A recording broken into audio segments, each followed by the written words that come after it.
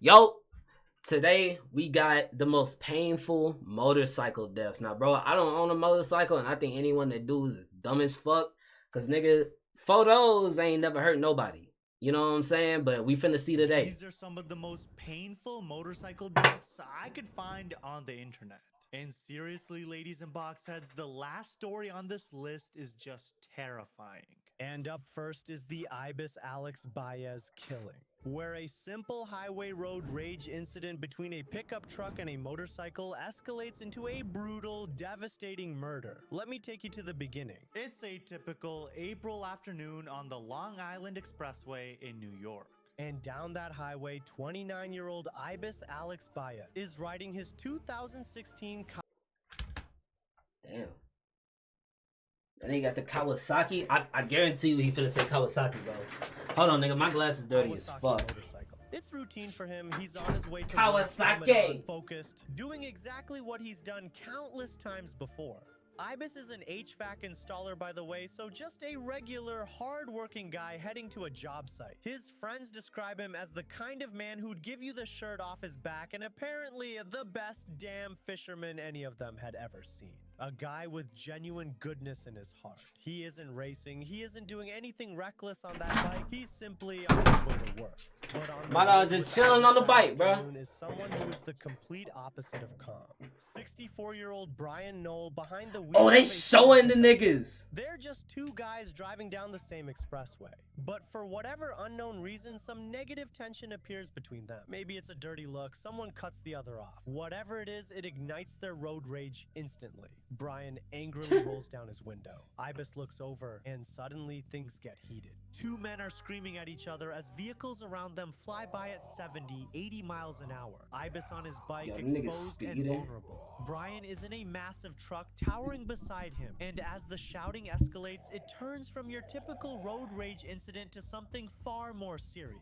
While Ibis rides alongside the truck, he allegedly reaches out and swipes his hand along Brian's side mirror. Brian's face fills with rage. That small action sends him over the damn edge. He jerks his truck into Ibis's lane.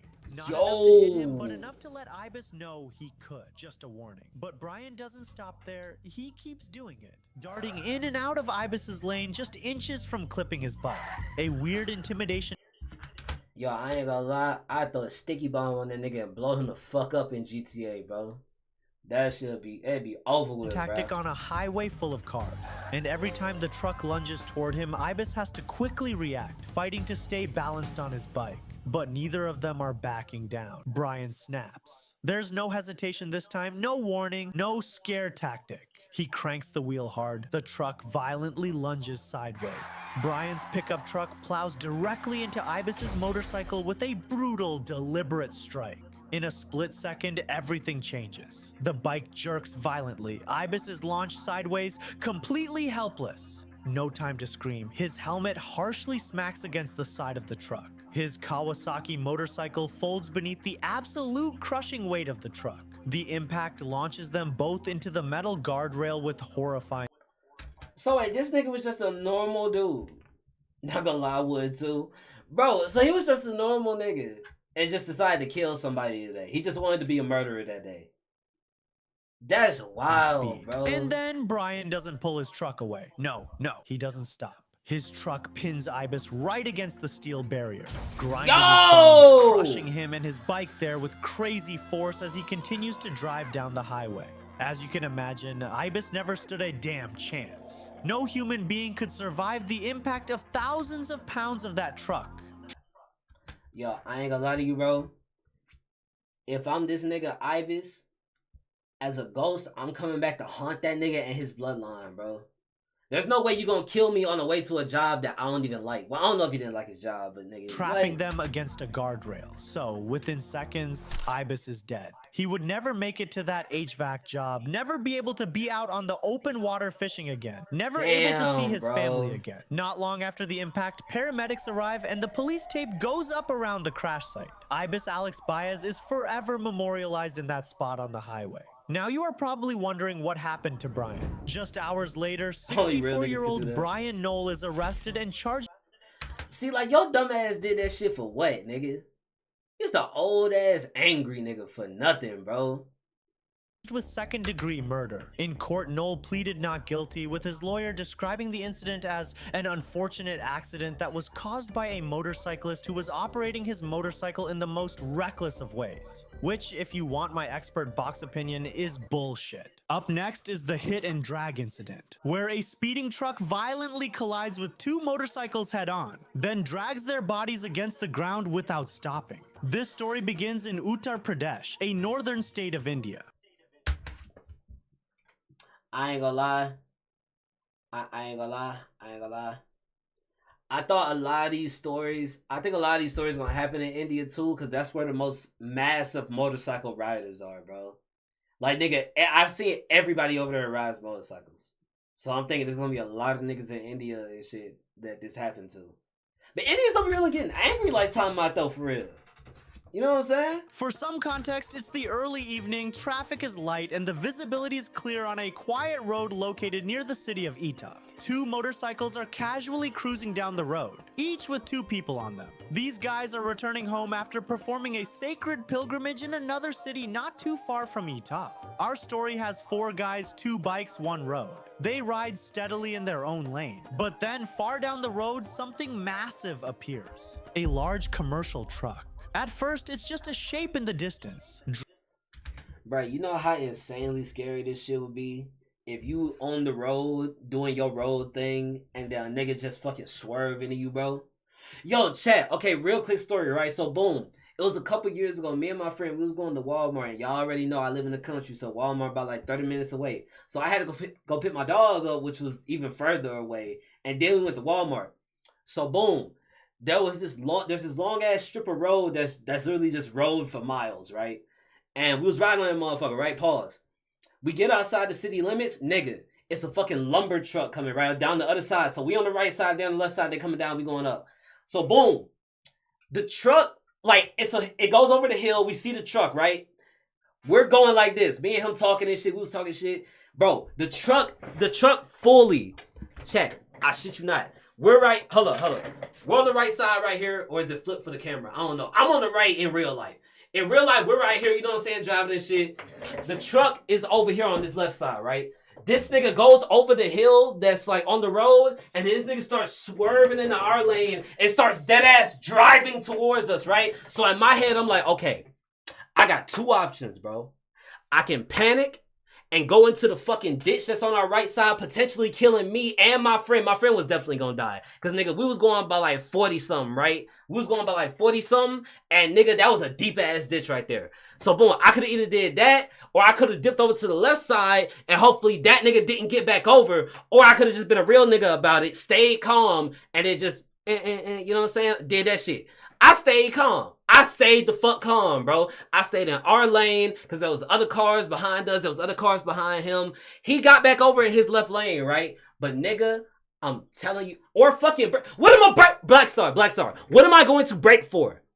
If I go forward or if I brake, the nigga's in a semi truck hauling logs, nigga. You can't just stop that shit. By the time he would have stopped, we would have been dead. So regardless, I made the right decision. My nigga. Me, bro, you would have died. Well, no, in my case, obviously I'm still here. I survived, so you would have lived. But like both of our shits was correct. Cause like if I would have went over here, he would have died. If we went back over there, then we could have went into head-on fucking collision with the other cars behind him. But I don't know what the fuck that nigga was on, bro. I wish I would have got that shit on camera, nigga. But that shit was in the moment though. That shit was dead in the moment, bro. I wish I could call my friend right now and ask him, like, does he remember that shit? But that nigga has memory just like yours, Black Star. That nigga don't remember nothing, bro. He don't remember shit. Alright, back to the story. What's your favorite donut? I don't know, bro. I don't really eat donuts. Driving towards them in the opposite lane. What's your favorite donut? Yet, as it came closer, something about it felt off. It's moving too fast. Way too fast for such a huge vehicle. The motorcyclists think nothing of it. the truck will just drive by them. If only that were the case. Without warning, the truck swerves. Not a minor drift or a slight correction. A violent, horrifying lunge straight across the center line, straight at them. The riders have no time to react. This truck doesn't just graze them or clip their bikes. It obliterates both the motorcycles head on. The impact is insane. A massive collision that echoes across the road. But what comes next is even worse, because the truck doesn't stop, not even for a second. Instead, it continues barreling down the road, dragging the wreckage and the victims beneath its massive tires. The men are crushed instantly, their bodies grind. Bruh, on everything, bro. That nigga was like, bruh, it's 1,000 points right here on the right side of the road, bro. There's no one else around. I gotta get them hoes. Like, bro, that nigga was... He would tap out. Grinding against the coarse pavement. Whoa!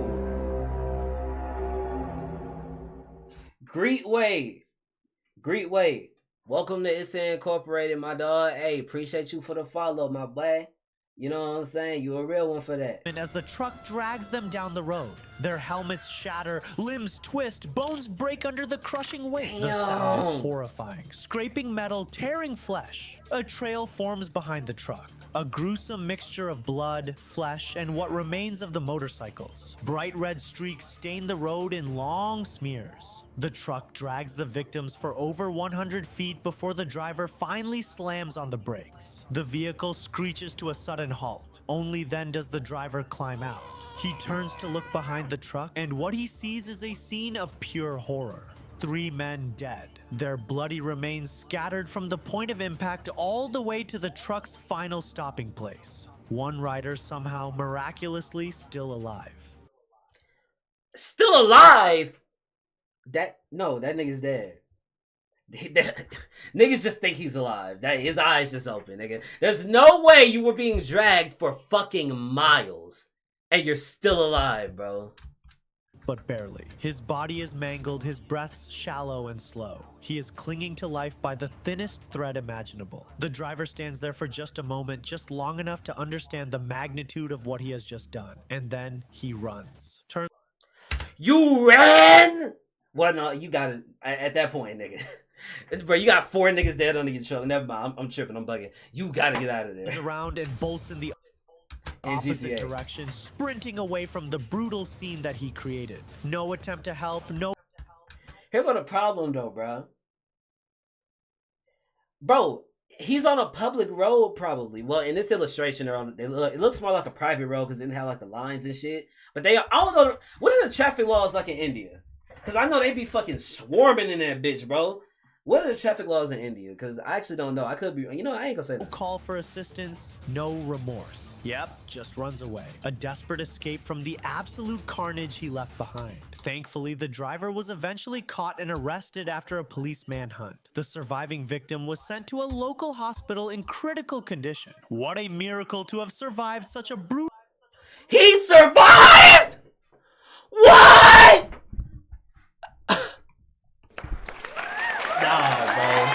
Nah, bro. What the fuck?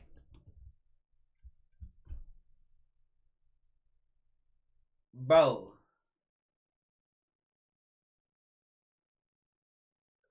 Oh, you not lying. He could have burnt the truck up. I mean, in that moment, though, you're not really thinking about that. Like, in that moment where you just killed niggas, you're not really thinking about that shit. Unforgiving series of events. Next, we have the Phuket motorbike disaster, where a Russian man loses control of his... We in Russia now? Oh, we going all over the world. Okay. I fucks with this video. motorcycle and slams so hard into a streetlight that the aftermath just might make you sick. Let me take you to one of the world's most... I think I heard about that one actually. Or it was some shit just like it where the nigga just rammed straight into a fucking light popular pole. vacation spot, Phuket, Thailand. Blue water, beach bars, tropical nightlife. Hell no, But nigga. unfortunately, we Pause. aren't here to vacation. In Phuket, there is a road that is known for the deadliest crashes in the world. It's past midnight on April 1st, and no, this is not an April Fool's prank. The night starts pretty normally, and a 43-year-old Russian tourist, a man known as a skilled rider, decides for whatever reason that he wants to go for a midnight ride. He had rented a Honda Forza two-wheeler, a powerful, heavy bike. He fires it up and rolls onto the main road. First it's smooth, then it... That's a fucked up joke, man. That shit's not funny, bro. Like, you know what I'm saying? Niggas really lost their life over this shit, you feel me? But hey, this is really just awareness though. Make sure y'all wear y'all helmets, wear all your safety gear and shit. And to be honest, don't even get a bike, bro. Like, what is y'all niggas even drinking a bike for? Drinking a bike? I'm tired. What is y'all niggas even riding on a bike for, nigga? Just, you know what I'm saying? It's fast, then it's too fast. He isn't just speeding, he is tearing down this road at crazy speeds. And ladies and box heads, you're... Right, wear a fucking seatbelt, bro. Don't be dumb. Hey, click it or get a ticket. Y'all remember that old ass commercial? Niggas laughed at that shit, bro. Your boy Niggas Box laughed know how to all tear that some shit. things down at crazy speeds too. Anyways, the engine roars through the quiet street. He pushes harder, leaning lower, moving even remember quicker. that shit? Ahead of him is a curve, not just a gentle bend. No, it's a sharp, deceptive, dangerous curve. He approaches this curve at a speed that gives him no time and no chance to react. No amount of confidence or skill that he has will be able to help him. As he attempts to take the curve, he completely loses control over the bike. The tires skid beneath him and he desperately swerves across the road. And then, BAM! A massive collision. He slams full force into a streetlight, the impact so violent it echoes across the empty road like a damn bomb going off. And just a warning, the aftermath is where the nightmare of this accident truly begins. The crash was so brutal, so shockingly powerful that the man's body was literally torn in half during the impact. His lower body remains crumpled at the base of the streetlight, all limp and twisted. His upper half is hurled more than 60 feet away, flung through the air like a rag doll before slamming onto the concrete. Blood pours across the road. Y'all think he was still alive right there? Y'all think whenever he got flung like that, bro, he's still alive? Yo, that nigga shit cut him clean in half. Road in thick, dark red pools.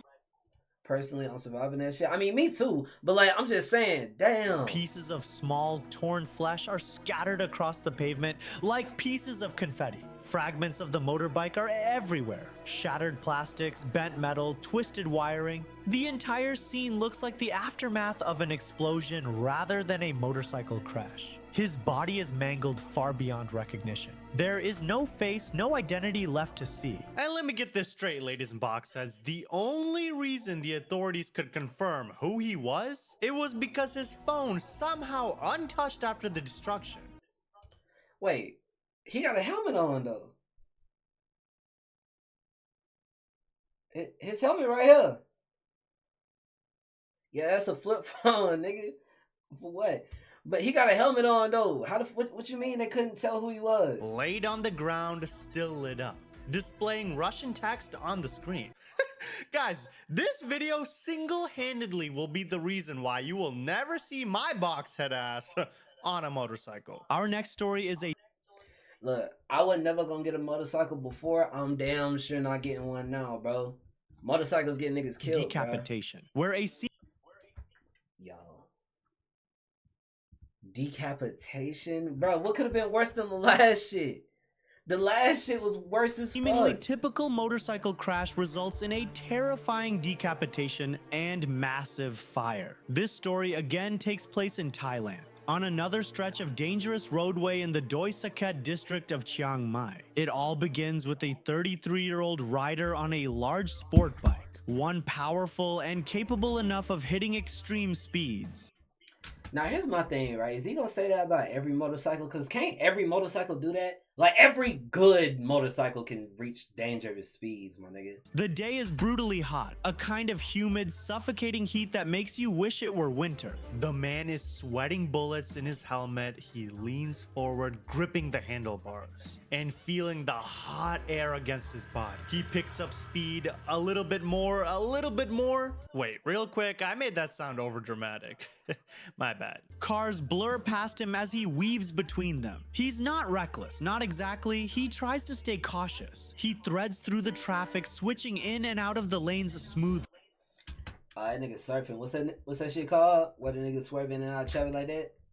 I call that shit surfing, bro. That nigga surfing. Then the road ahead begins to curve. A sharp, vicious curve. Another one of Thailand's infamous bends. Seriously, what is it with this country and these deadly corners? But he approaches it too fast. Much too fast. The front wheel twitches just once before the entire motorcycle jerks violently sideways. The rider loses control instantly. The tires screech. It veers right off the main roadway. There's no time to brake, not even time to breathe. Just a split second of pure terror and helplessness. Then bang! The impact is catastrophic. The rider slams directly into a steel barrier with such unimaginable force that it severs his head cleanly from his body. Bro, wait. Did he hit the rail and it decapitated him like that? Or the bike hit the rail so fucking hard that it decapitated him? Bro. Yo, that's a horrible way to go, my nigga. His helmeted head bounces and rolls down the asphalt, leaving a trail of blood behind it. His lifeless body crumples where it struck the barrier. Yeah, he's dead immediately. Blood gushes on the hot pavement, steaming under the strong sun. And that battered, crushed, and twisted motorcycle skids a few feet ahead, before settling over on its side. For just a moment, everything is eerily still. Then nigga, this is exactly how I felt minus the decapitation. Obviously, whenever I had my crash, bro. Like, bro, it was an early fucking, what was it? Was it Saturday or Sunday? It was some weekend. It was Saturday. It was an early ass Saturday morning. I was going to work. This before I had my second job over here. Nigga, I literally was just driving, right?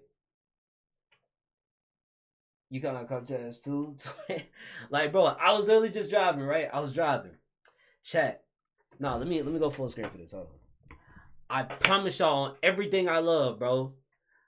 There's this curve, right? There's a gap. Okay, let me paint the picture. Hold on. So boom, I'm in my truck, right? Driving this shit.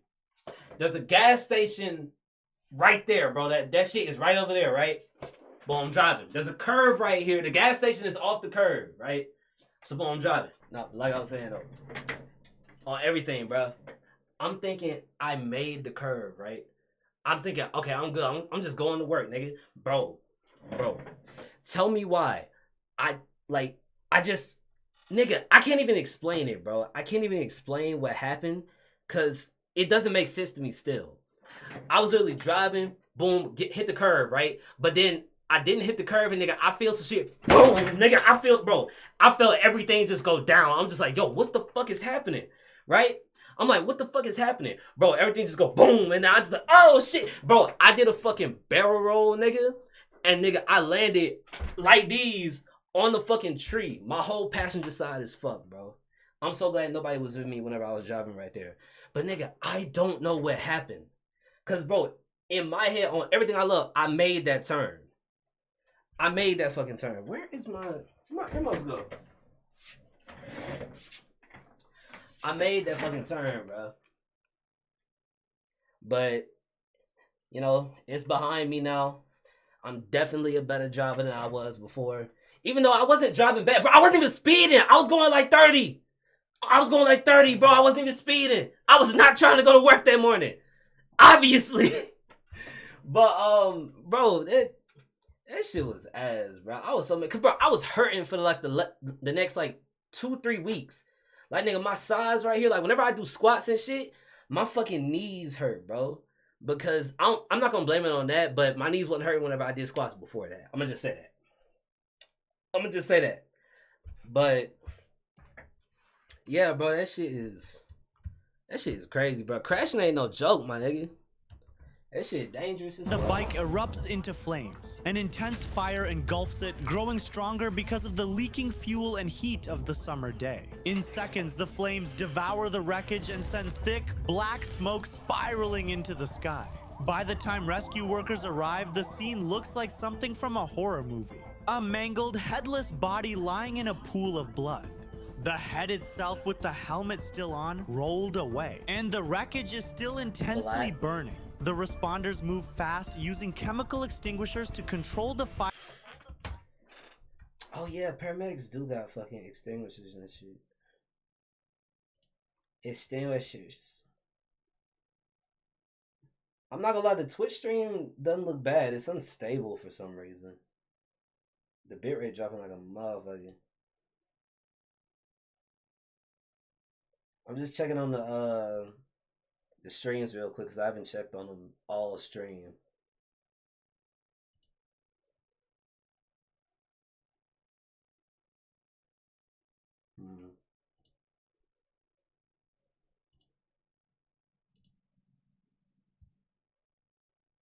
Alright.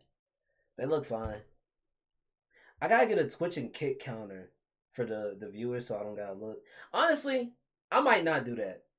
Because I be looking at the views counter sometimes and they do get to me a little bit. I'm not gonna do no more view counters. Fuck that. That shit happens. And evaluate the horrific scene. All it took was a second without control to take this man's life.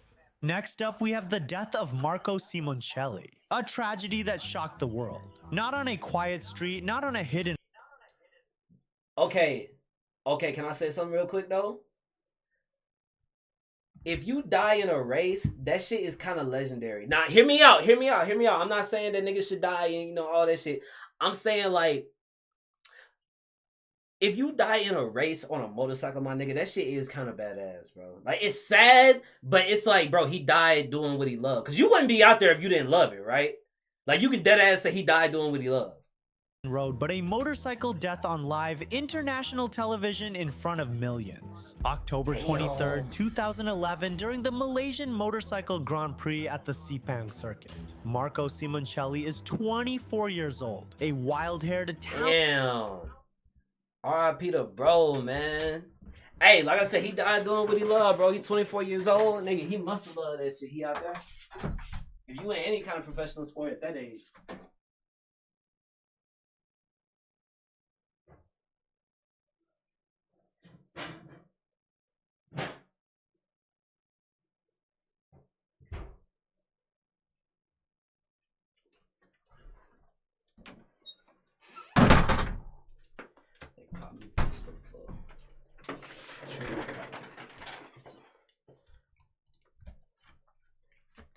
Talented rising star from Italy, one of the most promising talents in MotoGP, a rider beloved by fans and respected by his rivals. Simoncelli has been competing in MotoGP championships for the past 10 years, since 2002, starting in the 125cc class and making his way up to where he is now in the top MotoGP class. He's for sure no beginner. He's a true professional, and on this day he's confident, ready to show the world once again what he was capable of.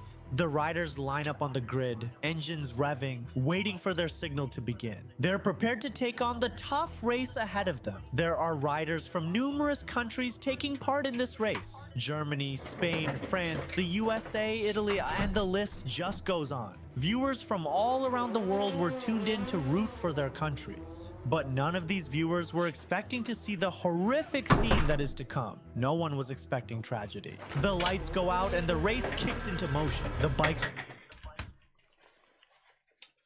Shit, I got a question. If we were to just watch like some random sports shit, like fucking tennis or something, would that shit be fire? Like we find a sport that's like low-key kind of lame, and then make that shit lit. I feel like that would be like fire reactions. Shoot forward, riding just mere inches past each other at insane speeds. With all the engines roaring at once, the sound is deafening. Riders lean so low, their knees nearly make contact with the asphalt. Every turn is dangerous. Every straight offers a burst of speed as the bikes reach well over 180, 190, even 200 miles per hour. Italy's Simoncelli... Yeah, that's what I'm saying. Cause I don't know if y'all fuck with sumo, nigga. I fuck with sumo. Like we can watch some sumo shit. I look, you want to watch some more sumo. That's what I was really getting at. I was really just getting at that. But I was saying like any sport, like tennis, fucking ping pong. That was fun. Hey, we can watch some more sumo. We can watch some sumo, and then we can watch like professional tic tac or rock paper scissors. Hey, after this video, we can watch some sumo, and then we'll watch like professional rock paper scissors in Japan, cause they be going crazy with that.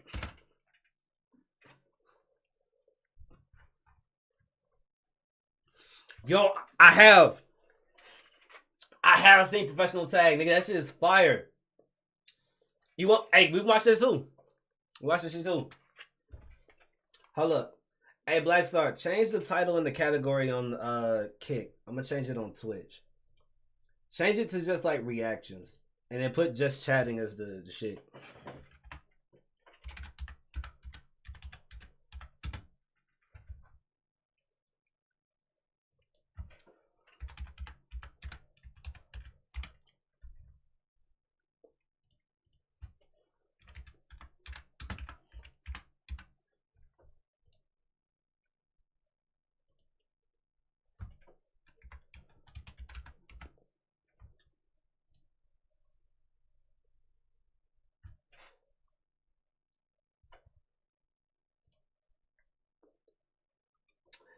We'll do just chatting for right now, and then we'll change the category to sports later.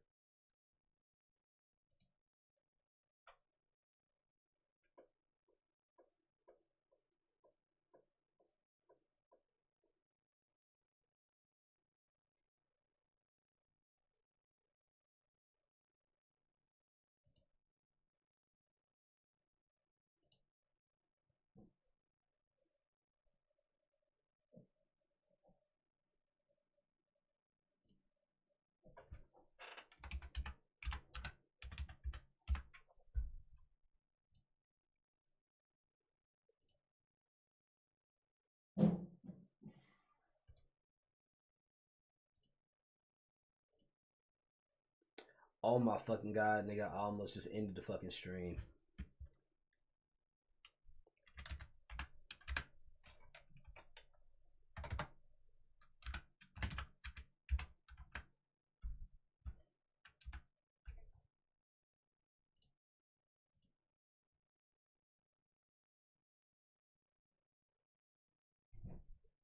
What? Why does it say we offline?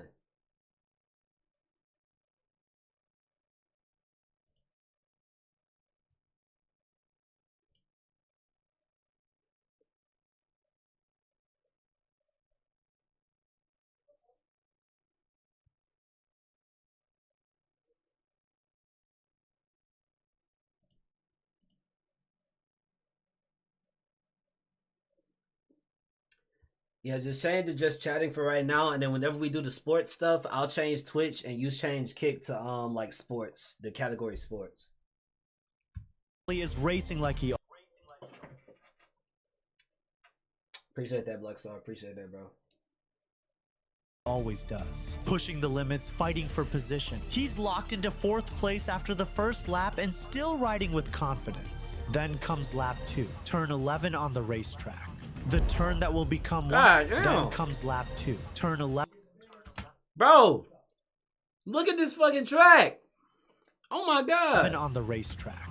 The turn that will become one of the most replayed, most devastating moments in MotoGP history. As Simoncelli leans into the turn, something happens. Something small but catastrophic. His rear tire completely loses traction. He feels it immediately. The bike tilts and the tires skid across the asphalt. This is just a bad moment in a race. Nothing more. Something he's recovered from before. A low side slide would mean giving up his 4th place position, maybe even losing the race. But not death, right? What he could have never have anticipated, what no rider could prepare for, is what comes next. The tire suddenly regains traction, instantly and violently. In one brutal jerk, the bike snaps upright and shoots Simoncelli straight back into the racing line, directly into the path of 2 other riders coming in hot. American rider Colin Edwards and fellow Italian rider Valentino Rossi. The moment is simply too fast for any human reaction. Their bikes collide with Simoncelli at a terrifying speed.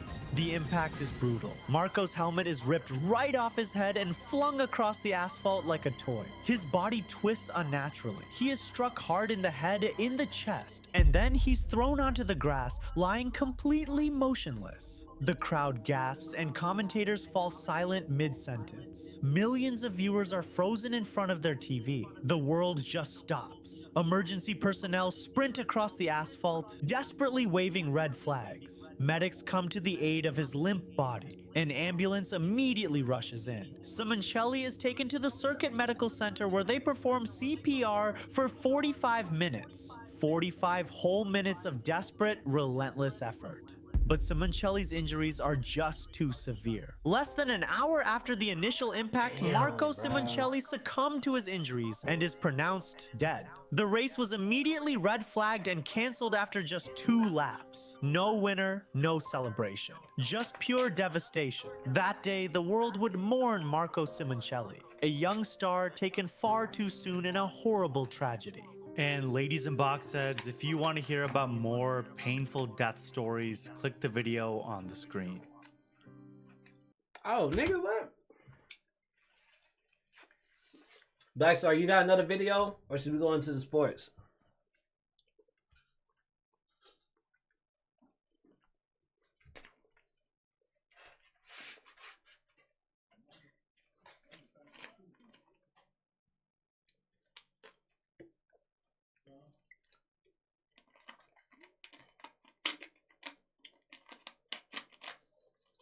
I mean, we can do sports last. That can be like the last thing we do on stream. Will I react to sumo, competitive rock paper scissors, and competitive tag? We can do like 2 more videos if you got them. We can do like 2 more of yours and then we'll get into sports because we just changed the category. I'm not trying to change again right now. All right, let me end this recording.